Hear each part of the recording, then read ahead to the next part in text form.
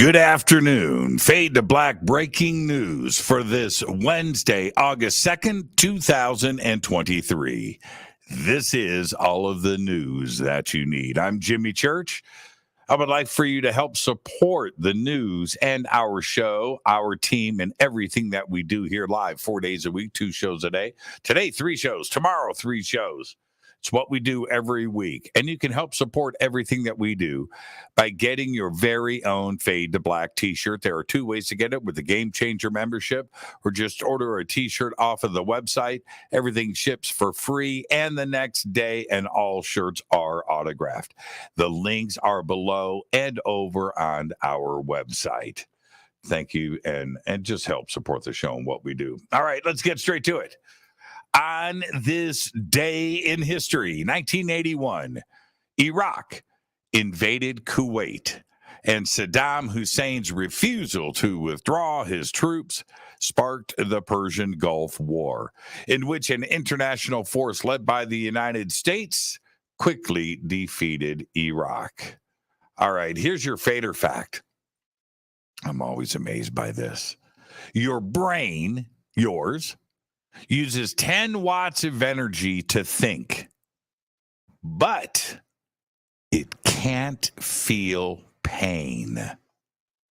Now, isn't that interesting? And there's your fader fact. Let's get to the breaking news. I reported on this yesterday. I've got an update. More than a week after accidentally cutting off communications with the Voyager 2 probe, NASA officials heard a hopeful signal that may allow them to reestablish contact with the interstellar traveler months ahead of schedule.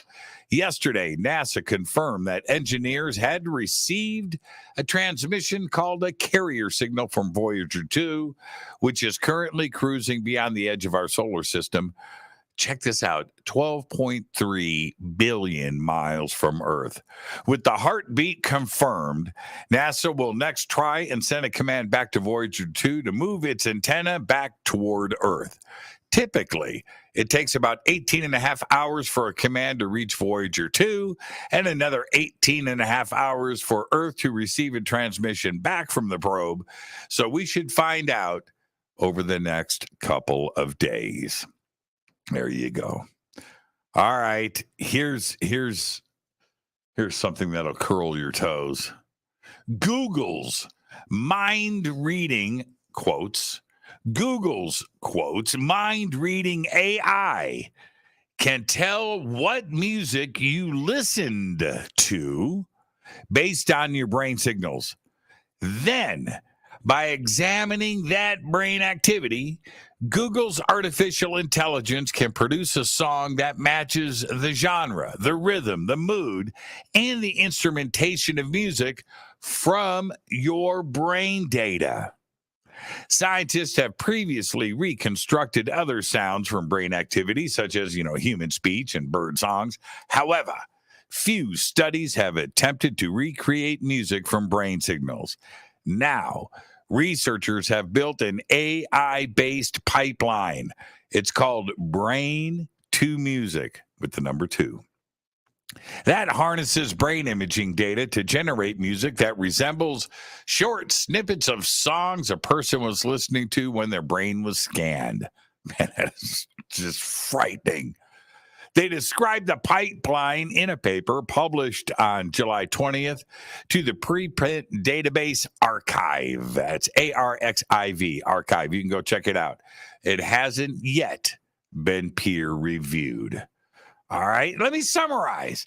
So AI scans your brain, takes that data, and after you've listened to a song, and then recreates another song similar to that.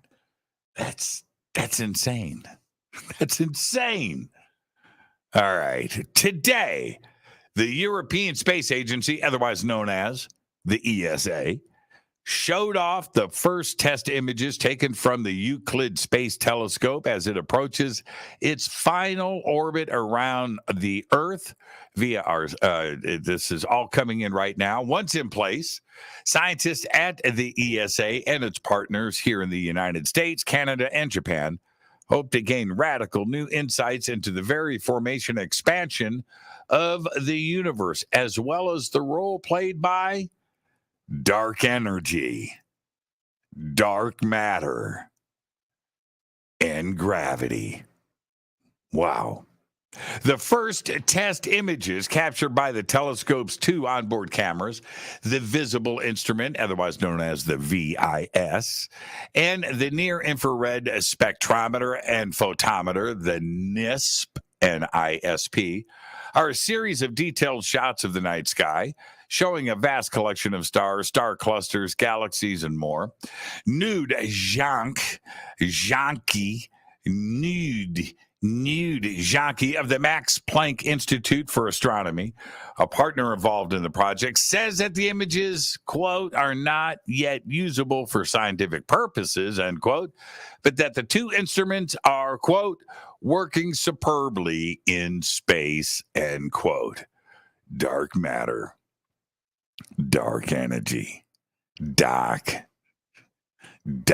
matter.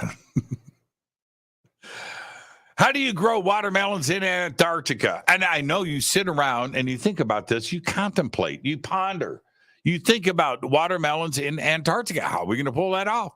You're down there in the winter. You want a little slice of summer, nice crisp slice of cold watermelon. You know, you think about it all the time. Well, I may have the answer because researchers at Russia's year-round Vostok station worked it out, apparently, producing 8 watermelons weighing in about 2 pounds each. The watermelons were grown in a greenhouse at the Pole of Cold, classified as the coldest place on Earth, where temperatures reach as low as minus 128 degrees Fahrenheit. First, researchers had to increase the humidity and air temperature in their greenhouse, and then they picked 2 varieties of early ripening watermelons because they would be better able to adapt to the low atmospheric pressure and reduced oxygen in the polar greenhouse. Researchers planted the watermelon seeds in a thin layer of soil substitute and set up lighting to mimic sunlight. Since there are no bees in Antarctica, researchers had to pollinate the plants by hand. The Russian researchers, who had previously grown dill, basil, parsley, and cabbage at their station, hoped to next grow blackberries, blueberries, and strawberries. Archaeologists in Spain have unearthed an exceptional mosaic featuring the mythical Gorgon Medusa in the remains of a lavish house from the Roman era.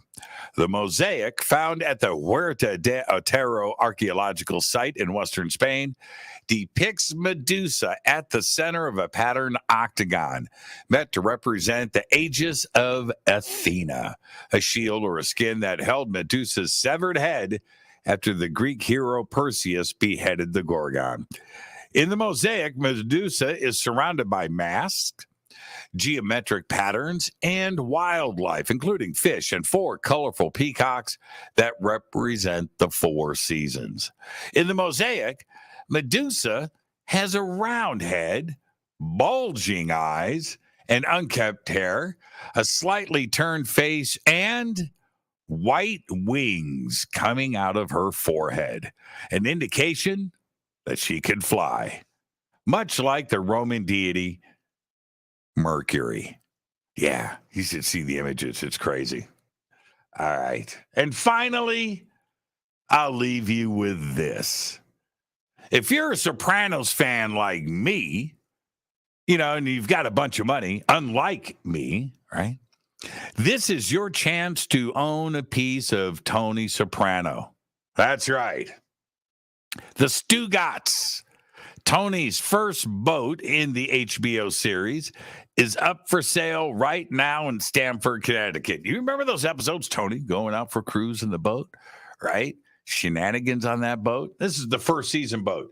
It's the first season of the show, right? And Tony owned this 1999 Cape Fear 47 custom sport fishing yacht before moving up to the Stugotz 2. Yeah, that was in the second season. And before you ask, I know what you're thinking. No, this isn't the boat they shot Big Pussy on. What a scene that was, man. Tony's not going to do it. They're not going to do it. There's no way they just shot Big Pussy. That was crazy. Anyway, this piece of television history can be yours for the very, very, very low price of $299,000. It's been owned by the same guy since 2016 and has been renamed Never Enough. Why would you rename the Stugatz?